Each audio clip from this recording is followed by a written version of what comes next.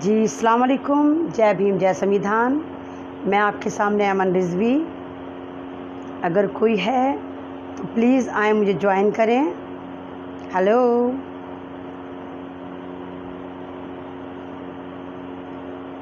Hello,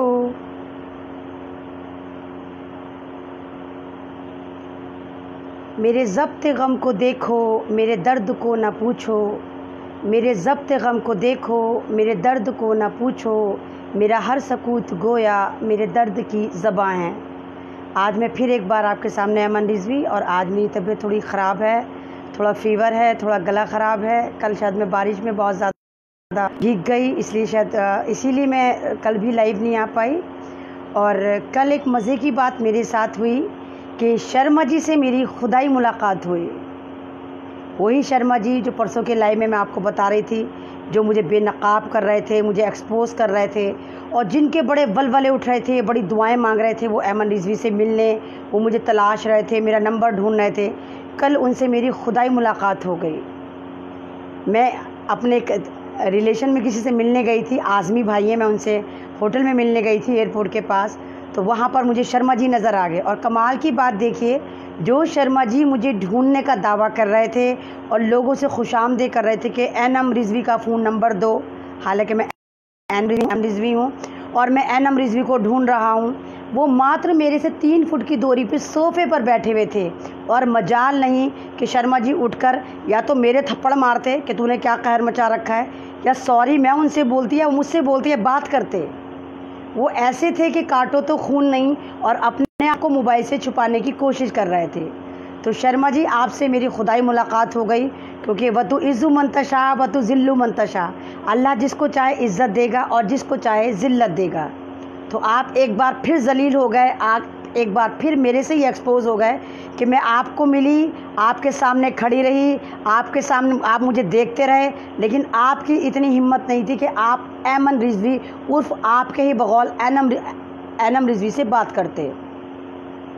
तो ये अल्लाह ताला है और आप लोग हैं जो मुझे इतनी इज्जत करते हैं, मेरी बात पर यकीन करते हैं और मेरी बातों को गौर से सुनते हैं। आप मुझे मिलियंस में देखते हैं, वो सब आप हैं, मुझे शेयर करते हैं, अच्छे अच्छे कमेंट्स मेरे लिए करते हैं, बहुत सारे लोग मेरे लिए दुआएं करते हैं, बहुत सारे लोग मुझसे बात करना चाहते हैं, बहुत सारे लोग मेरे लिए मोबाइल नंबर छोड़ते हैं। लेकिन मैं क्या करूं, मैं मोबाइल यूज़ नहीं करती हूं, मैं खाली वाईफाई यूज़ करती हूं, मैं मोबाइल नंबर यूज़ नहीं करती।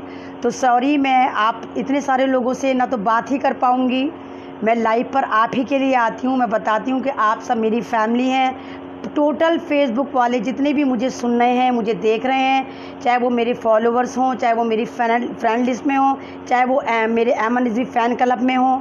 हालांकि बहुत मामूली सा मेरा अमन रिजवी फ़ैन क्लब है, बहुत 1700-1800 ही लोग उसमें मेरे से जुड़े हुए हैं। तो आप सब मेरी फैमिली का हिस्सा हैं और मैं आपके लिए आती हूँ, आपसे बातें करती हूँ, आपके साथ अपने भारत की प्रॉब्लम शेयर करती हूँ। तो शर्मा जी से बड़ी यादगार मुलाकात रही, और शर्मा जी एक बार फिर जलील हो गए। और आपके लिए एक बात और बताऊं, ये आपकी दुआएं थी, आपकी मोहब्बत थी कि परसों के लाइव के बाद शर्मा जी ने वो वीडियो डिलीट कर दी।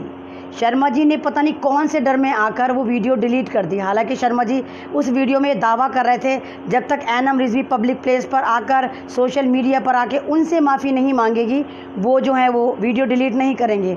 लेकिन परसों का लाइव देखकर उनके छक्के छूट गए और शर्मा जी ने जाके वो वीडियो डिलीट कर दी। तो ये सब आपकी दुआएं हैं, आपकी वो है मेहनत है कि आप मेरे लिए लड़ गए, आप मेरे लिए अड़ गए, और ये आपका जज्बा है, ये आपकी ही सारी मोहब्बत है कि आपने मेरे पे यकीन करा, आपने मुझे इज़्ज़त दी। नहीं तो मैं शुरू से कहती चली आ रही हूँ, मैं अमन रिजवी कुछ नहीं हूँ, ज़ीरो हूँ। तो आज हम सबसे पहले बात करेंगे आमिर खान की। आमिर खान कोई किसी पहचान का मोहताज नहीं। आमिर खान हमारी फिल्म इंडस्ट्री का चमकता हुआ सितारा। आमिर खान जिसने अरबों खरबों कमा कर दिया फिल्म इंडस्ट्री के ज़रिए, भारत को टैक्स दिया। और आमिर खान एक ऐसा एक्टर जिसकी मूवी चाइना में चली और वहाँ से करोड़ों की तादाद में वहाँ से जो टैक्स है वो भारत सरकार को मिला। तो आमिर खान जो हैं वो 3-4 साल पहले उन्होंने बोला था कि यहाँ के जिस तरह हालात चल रहे हैं, उनकी बीवी ने, किरण रॉय उनकी बीवी हैं जो ब्राह्मण हैं। आमिर खान ने 2 शादियाँ करी, दोनों बीवियाँ उनकी जो हैं ब्राह्मण हैं। तो आमिर खान की जो सेकंड वाइफ हैं किरण रॉय, उन्होंने बोला कि भारत में जिस तरह के हालात चल रहे हैं मोदी सरकार के आने के बाद, उस तरह भारत हमें अपने लिए भी सेफ़ नहीं लगता। हमें भी नहीं लगता कि हम यहाँ पर सेफ़ हैं या हमारे बच्चे यहाँ पर सेफ़ हैं। उसके बाद आईटी सेल ने, आरएसएस के आईटी सेल ने उन्हें बड़ा ट्रोल करा, क्योंकि इनके तो लेबर पेन होने शुरू हो जाते हैं। आरएसएस वालों के बारे में अगर कोई भी बात करो तो ये लेबर पेन लेना शुरू कर देते हैं। और आमिर खान को ये करा वो करा, तू जिहादी, तू ये तू वो। हालांकि आमिर खान बाय नेम मुस्लिम है। फिल्म इंडस्ट्री में सारे के सारे जितने भी काम करते हैं वो सब बाय नेम मुस्लिम है। चाहे वो सलमान खान हो, चाहे वो शाहरुख खान हो, चाहे वो नसरुद्दीन शाह हो, चाहे ये आमिर खान हो, तो ये सारे बाय नेम मुस्लिम हैं। इनको मुसलमान समझ के टैग ना करा जाए, इनको मुसलमान समझने की गलती भी ना करी जाए, क्योंकि ये हिंदू मुस्लिम सिख ईसाइयों का मिक्सअप हैं। इनका कोई धर्म नहीं होता, इनका एक ही धर्म होता है पैसा, इनका एक ही धर्म होता है एक्टिंग। ये हर चीज़ प्रमोट करने के लिए करते हैं। ऐड में आएंगे, चाहे उस चीज़ को इन्होंने कभी यूज़ ना करा हो, उस चीज़ को प्रमोट करेंगे और आपको बावला बनाएंगे कि यूज़ कर लो। तो बात हो रही थी आमिर खान की, तो आमिर खान गए टर्की। आमिर खान की कोई फिल्म की शूटिंग थी टर्की, वो टर्की गए। कोई बात नहीं, सारे एक्टर जाते हैं टर्की, जाते हैं इधर जाते हैं उधर जाते हैं, तो वो भी गए। वहाँ पर वो तैयब उर्तुगान की जो वाइफ हैं ऐमन उर्तुगान, उनसे मिल गए, उनसे मुलाकात करी, उनके फ़ोटो उन्होंने अपने ट्विटर वगैरह पे लगा दिए। बस फिर क्या था, फिर जो आरएसएस के मरोड़े उठने शुरू हुए, इनके दर्द होने शुरू हुए हैं, तो आमिर खान को ट्रोल करना शुरू कर दिया। तू गद्दार है, तू ये है, तू आतंकवादी है, क्योंकि इनको तमीज़ तो होती नहीं। मैंने कहा है ना, तमाम आरएसएस वालों का और बीजेपी वालों का जो ऊपर वाला माला होता है ये खाली होता है, क्योंकि यहाँ पर गोबर भरा हुआ होता है। अब इतने से दिमाग में या तो आप गोबर भर लीजिए या फिर अपनी अकल यूज़ भर लीजिए। तो इन्होंने अकल एक तरफ करके गोबर भर लिया, तो इनके सबके लेबर पेन होने शुरू हुए और इन्होंने ड्रामा करना शुरू करा। लेकिन कमाल की बात यह है कि कहाँ मर जाते हैं ये लोग, जब हमारे प्रधानमंत्री इज़राइल के प्रधानमंत्री से मिलते हैं, नेतन्याहू से। तो क्या इनको नहीं पता कि नेतन्याहू कितना जालिम इंसान है, मुसलमानों को कैसे वहाँ मारपीट होती है। अगर ये नेतन्याहू से मिलेंगे, इज़राइल के प्राइम मिनिस्टर से मिलेंगे, तो मुसलमानों की कितनी आहत होगी फीलिंग। नहीं, ये मिले तो जायज़, वहाँ पर कोई नहीं, आरएसएस कुछ नहीं बोली। उसके बाद भाई, अगर आपको याद हो, आरएसएस का एक बंदा है, पत्रकार कहता है अपना को, हालांकि पत्रकार नहीं है वो, उनका नाम है डॉक्टर वैदिक प्रताप। डॉक्टर वैदिक प्रताप अपने आप को जर्नलिस्ट कहते हैं। वो अलग बात है कि आपने उनका कभी आर्टिकल नहीं पढ़ा होगा, कभी कुछ नहीं पढ़ा होगा। आजकल वो मुतांजलि को संभाल रहे हैं। मुतांजलि पौने 2 आँख वाला बाबा जो है, उसकी कंपनी, उसको संभाल रहे हैं। तो वो जो है अपने आप को जर्नलिस्ट कहते हैं, हालांकि कभी उन्होंने उनका जर्नलिज्म का कोई हमें सबूत नहीं मिला, लेकिन कहते हैं। और आरएसएस के आईटी सेल के बहुत बड़े लीडर हैं, और नफ़रतें फैलाना, मुसलमानों के लिए जहर उगलना उनका बड़ा फेवरेट काम है। अभी अगर आपको याद हो, 21 जुलाई 2014 में जब बीजेपी की सरकार थी, ये पाकिस्तान जाकर हाफिज़ सईद से मिलकर आए। हाफिज़ सईद जो आतंकवादी कहलाता है, जिसको आतंकवादी डिक्लेयर कर रखा है, ये उससे गप्पे हाँकने गए। जब यहाँ मीडिया में सवाल उठा, लोगों ने सवाल उठाया, तो आरएसएस के फिर लेबर पेन होने शुरू हुए। इन्होंने कहा नहीं भाई, वो तो जर्नलिस्ट है और जर्नलिस्ट कहीं भी जा सकते हैं। यानी जब ये आतंकवादियों से मिलते फिरें, गप्पे लगाते फिरें, टी टाइम करते फिरें, उनके साथ खाने खाएं, नाश्ते उड़ाएं, घूमें फिरें, तो ये जर्नलिस्ट बन जाते हैं। वही काम अगर दूसरा करे तो वो आतंकवादी बन जाता है। हालांकि टर्की के प्रधानमंत्री कोई आतंकवादी हैं? भाई प्रधानमंत्री है वहाँ के। अगर आमिर खान मिल भी लिया तो तुम्हारे क्यों लेबर पेन हो रहा है, क्यों मरोड़े उठ रहे हैं? और हाफिज़ सईद, अगर आपको याद होगा, मैंने आपको पहले भी बताया था, जब होटल ताज में हमला हुआ था, इसका मास्टरमाइंड था और कितने लोग मरे थे वहाँ पर। इवन हमारे बहुत बड़े जो पुलिस ऑफिसर थे, हेमंत करकरे, उसमें शहीद हुए थे। तो तुम तो आतंकवादियों से मिलते फिरो, उनके साथ टी टाइम करते फिरो, उनके साथ गप्पे लड़ाते फिरो, तुम्हें कुछ नहीं होता। लेकिन अगर कोई मुसलमान फिल्म एक्टर, जो मुसलमान नहीं है, सिर्फ बाई नेम है, जैसे करिश्मा कपूर मुसलमान है, करीना कपूर मुसलमान है, ये कोई मुसलमान है, नाम से तो मुसलमान है ये। तो अगर ये कहीं जाकर मिलते हैं तो फ़ौरन देशद्रोही, ये वो फलाना धमाका, तो ये ड्रामा चल रहा है। और ये बिल्कुल लेटेस्ट न्यूज़ है, जिस पे इन्होंने चड्डीधारियों ने बड़ा आतंक पीट रखा है और बड़े ड्रामे कर रखे हैं कि आमिर खान जो है वो गद्दार है।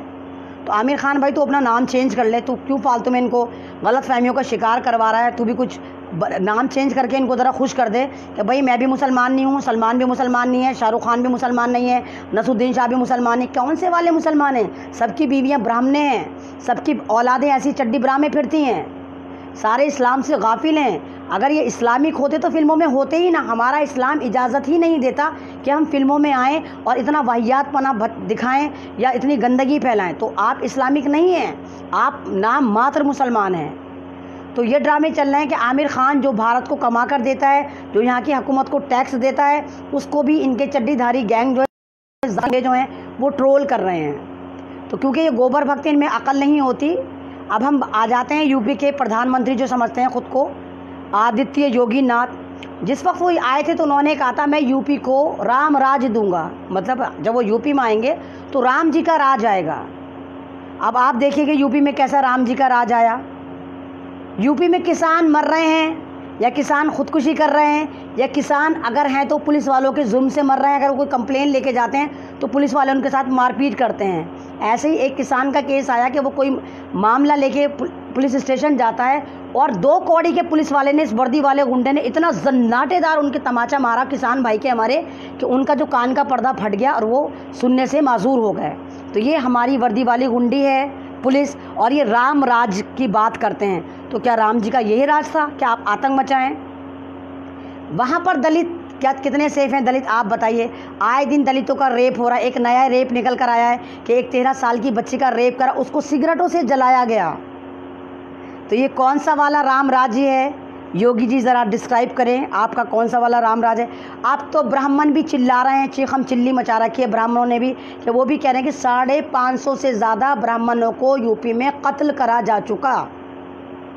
तो कौन सा वाला राम राज्य है? योगी जी ज़रा बताएं आप। और मुसलमानों का तो खैर कोई गिनती ही नहीं है यूपी में। मुसलमानों को तो कैसे भी मार दो, मॉब लिंचिंग पे मार दो, गाय पे मार दो, गोबर पे मार दो, और उल्टी सीधी FIR लगा कर थानों में डाल दो, उनके घरों को लूट लो। मुसलमान तो किसी गिनती में आते ही नहीं है यूपी में, उनकी तो खैर कोई औकात ही नहीं है।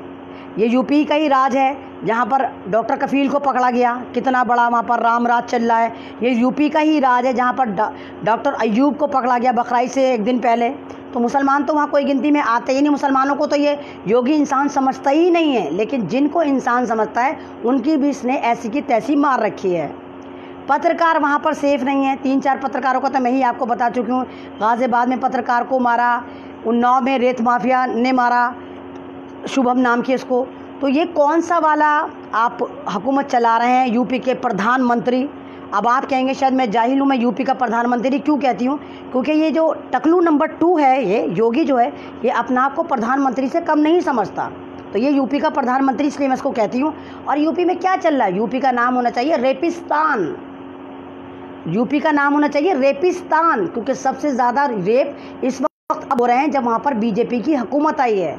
कोई लड़की सेफ नहीं है, चाहे वो सुदीक्षा भाटी हो, जिसका मैंने बताया था बुलंदशहर में वो अपने मामा के साथ जा रही थी और अमेरिका वापस जाना था, हायर स्टडी कर रही थी अमेरिका में। SCL से उसको 3 करोड़ 80 लाख का पैकेज मिला था। क्या करा था RSS वालों ने? सड़क पर उसको छेड़ने की कोशिश करी थी। जब वो उनसे नहीं थी, उसकी स्कूटी पर इतनी तगड़ी बाइक से टक्करें मारी कि वो ऑन दी स्पॉट गिरी और मर गई। और हमारे वर्दी वालों गुंडों ने कंप्लेन क्या करी?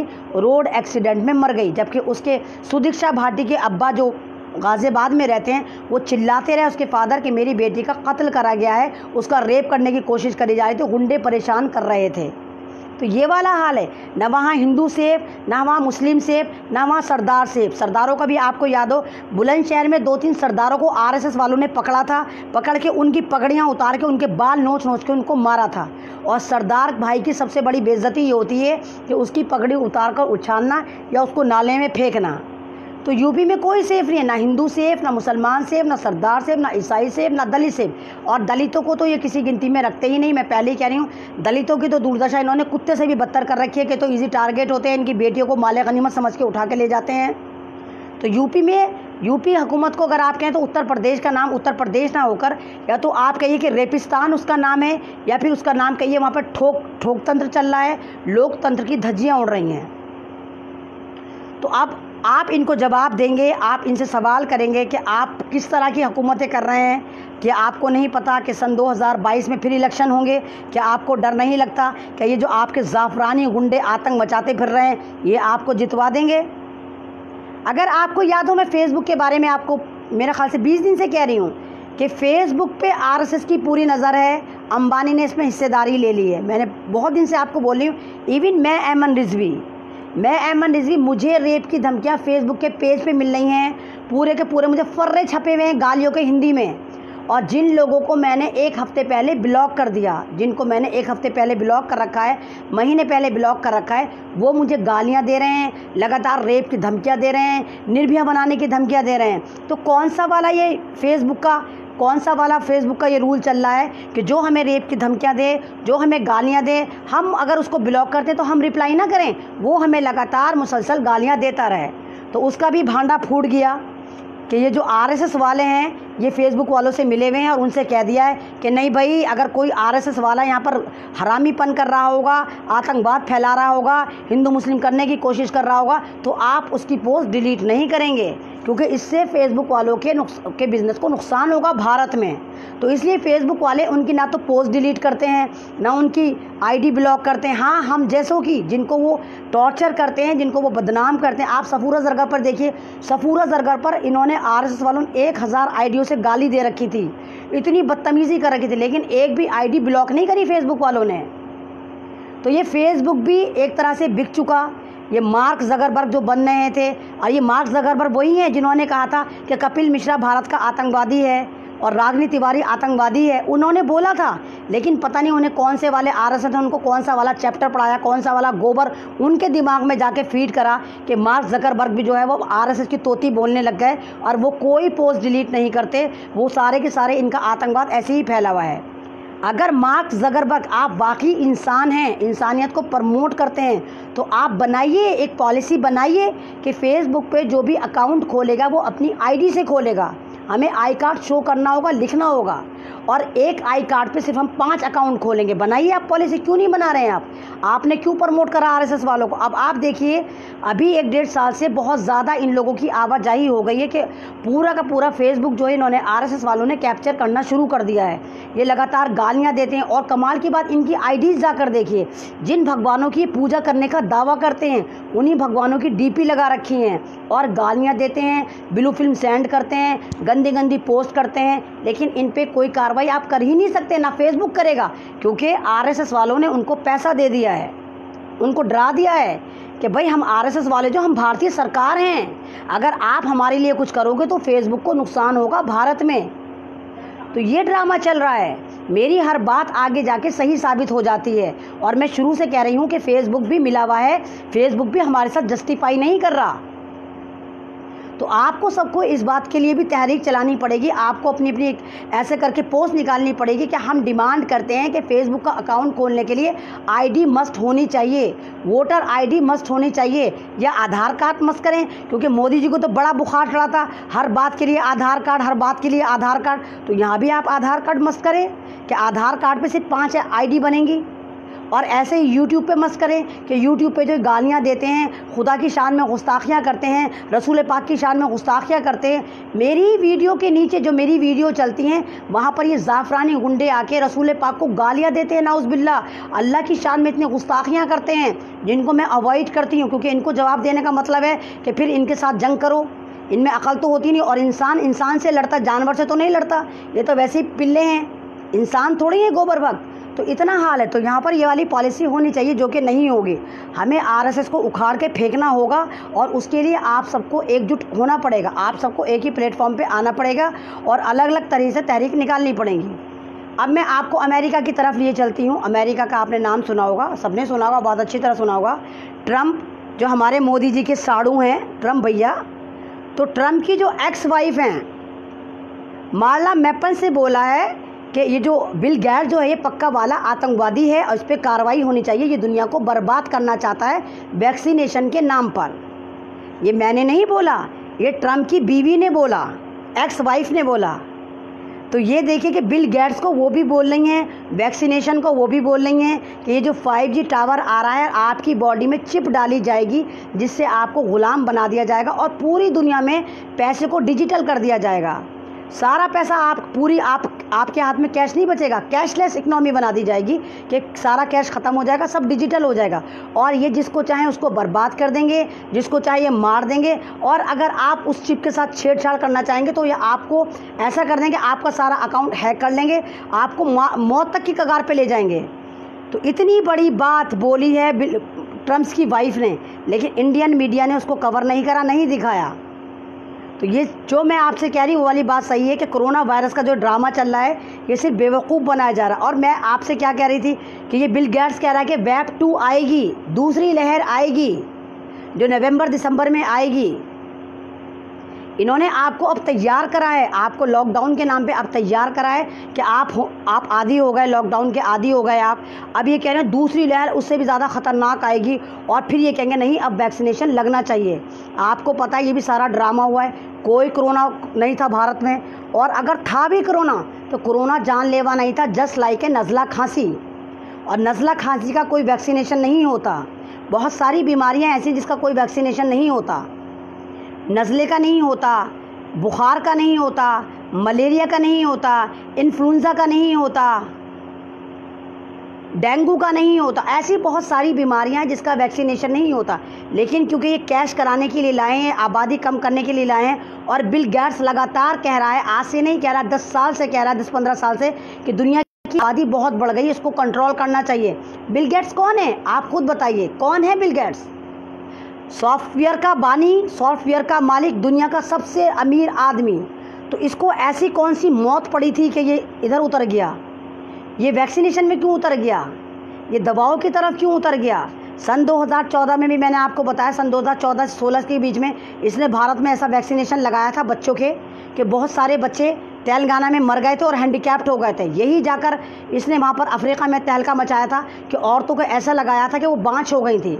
और ये जो वैक्सीनेशन लेकर आ रहा है ये खासकर इसके लिए ला रहा है ताकि आपकी औरतें बाँझ हो जाएं, आप गम हो जाएं, और मुसलमान जो हैं उनके दिमाग में जो मज़हब वाला जो जीन है उसको हटाया जा सके। क्योंकि हमारे मज़हब का जो हमारे अंदर जीन होता है एक, वो हमारे दिमाग में होता है, हमारे अंदर होता है।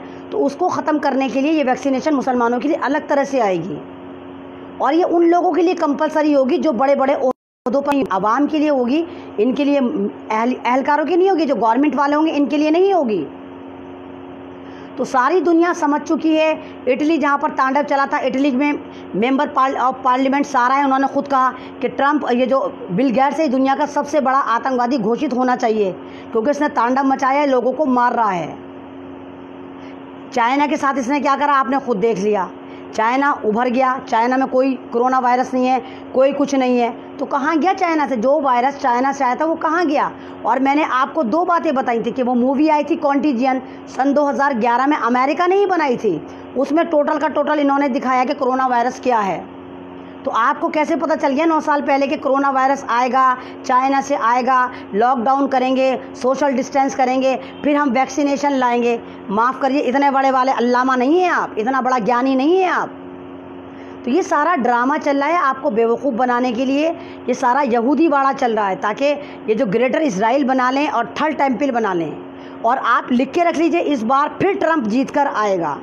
ट्रंप ने डीलिंग कर ली है इजराइल के साथ कि वो ईरान पे भी हमला करेगा और थर्ड टेम्पल भी बनवाएगा। तो इस बार फिर ट्रंप भैया आएंगे। और सऊदी पूरा का पूरा जो गद्दार है इस तरह का, सऊदी पूरा का पूरा इजराइल को सपोर्ट करेगा। यूएई ने कह दिया है कि हम इजराइल को मानने को तैयार हैं। क्योंकि अगर अभी आपने देखा होगा यूएई में आग लगनी शुरू हो गई थी, तो ये इजराइली बड़े कमीने होते हैं, ये बर्बाद करना शुरू कर देते हैं। इन्होंने आग लगानी शुरू कर दी थी यूएई में। यूएई को कहा कि अब भी कह दो कि हाँ तुम हमारी सपोर्ट में हो, तो हमें सपोर्ट करोगे। तो यूएई ने कर दिया। कतर अभी कर नहीं पा रहा, कतर परेशान है क्योंकि कतर जो है पाकिस्तान के खेमे में है, इंडोनेशिया के खेमे में है, नेपाल, उसके रशिया के खेमे में है और चाइना के खेमे में। अगर वो इजराइल के खेमे में जाता है तो ये इन सब का बाइकआउट करना पड़ेगा उसको। तो कतर अभी परेशान है कि वो किस खेमे में जाए। और सऊदी अरब ने क्या दिया है, पहले तुम इनको कर लो, बाद में मैं भी तुम्हें फेवर करूँगा। हाँ, तुम मक्का मदीना में मत घुसना, बाकी पूरा सऊदी तुम्हारा। तो ये सारा जो चालाकी सारी चल रही है, पूरी दुनिया जो चल रही है इस वक्त, यहूदी वाड़ा चल रहा है। ये यहूदियों की चाल है जो आपको मुसलमानों पे जुल्म करने के लिए करा जा रहा है। मुसलमान गाफिल हैं इसलिए करा जा रहा है। आप न्यूज़ नहीं देखते, आपको कुछ नहीं पता क्या होने वाला है। आप तो भारत की न्यूज़ नहीं देखते, इंटरनेशनल न्यूज़ क्या देखेंगे? तो ये सारा का सारा ड्रामा वही करा जा रहा है। सारा कोरोना का बात देखिए, अब दिल्ली कोरोना से मुक्त हो गया। कैसे हो गया दिल्ली कोरोना से मुक्त? एकदम से कहाँ गए वो केस? क्योंकि ये एक्सपोज होना शुरू हो गए। कोरोना के नाम पे इन्होंने पार्ट ऑफ बॉडी का काम करा, 90% मुसलमानों को मारा, जहर के इंजेक्शन दे दे के मारा। अब लोग कहते हैं हाय हाय, जहर, शर्मा जी कह रहे हैं जहर का इंजेक्शन दे के नहीं मारा। अबे जाहिर जहर का इंजेक्शन देने का मतलब यह है शर्मा जी, अगर किसी का बीपी हाई है तो उसको ऐसी दवाई दी जाए, ऐसा इंजेक्शन दिया जाए कि उसको और हाई हो जाए, किसी का लो है तो और लो हो जाए। और अगर आपको याद हो, मैंने राहत इंदौरी साहब के बारे में बोला था कि राहत इंदौरी साहब हार्ट पेशेंट थे, उनको अटैक हुआ था, वो जब गए थे अस्पताल और उनको सही ट्रीटमेंट नहीं हुआ था, और रिपोर्ट क्या बना कर दी थी, कोरोना वायरस से मर गए। और मैंने नहीं कहा, ये वाली बात रवीश कुमार तक ने कही कि राहत इंदौरी का निधन कोरोना वायरस से। और जब मैंने ये वाली बात कही तो शर्मा जी मुझे कह रहे हैं कि इतनी झूठी औरत है, राहत इंदौरी तो हार्ट अटैक से मरे हैं।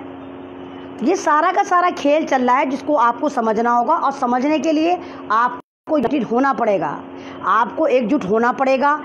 आप ये हिंदू मुसलमान मत करिए, क्योंकि ये भारत में शुरू से कहती चली जा रही हूँ, यह अशफाकुल्ला खान का ख्वाब था, यह भगत सिंह के कुर्बानी का भारत है। यहाँ पर जितना ये भीमराव अंबेडकर ने संविधान दिया, बहुत सारे लोग यहाँ पर आए, कुर्बानी पे चढ़े, आपके फोरफादर भी चढ़े होंगे।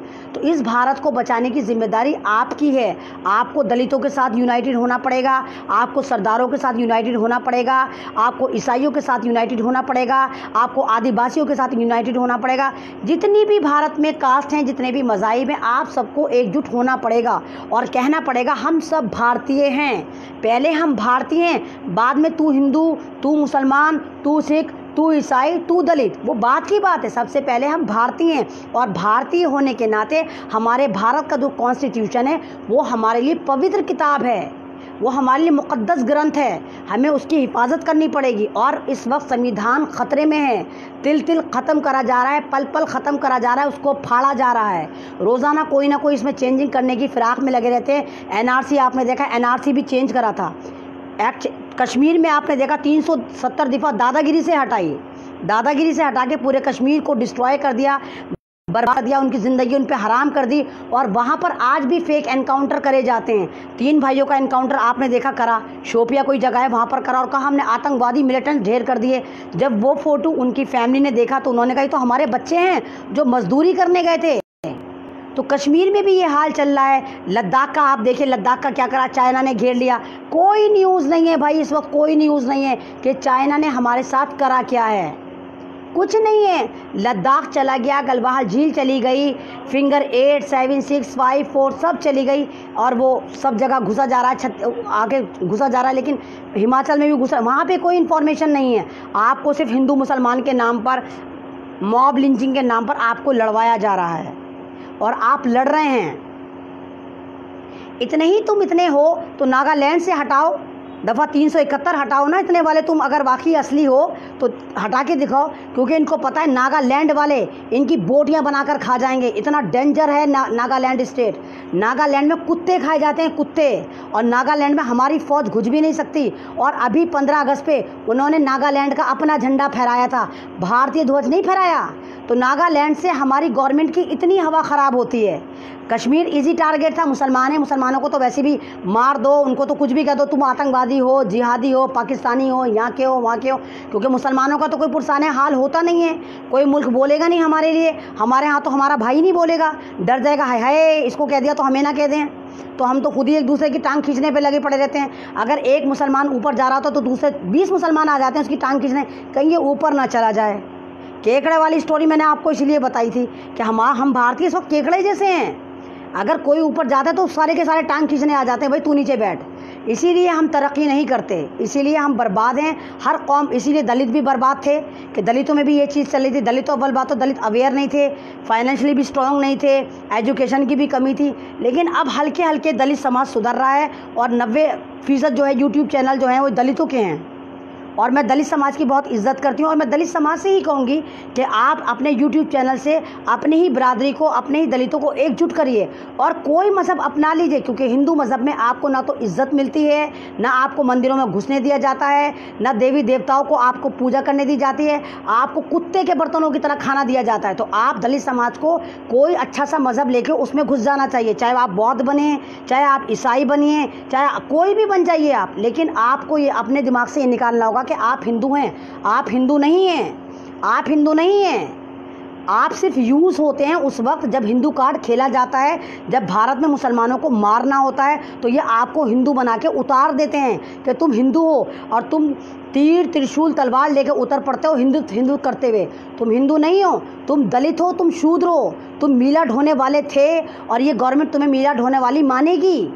तो तुम्हें जागना पड़ेगा। हसरत मोहानी का मैंने आपको बताया था, फ्रीडम फाइटर थे, उन्होंने भीमराव अंबेडकर साहब को अवतार पे बुलाया था, उन्हीं के साथ बैठ के खाना खाया था।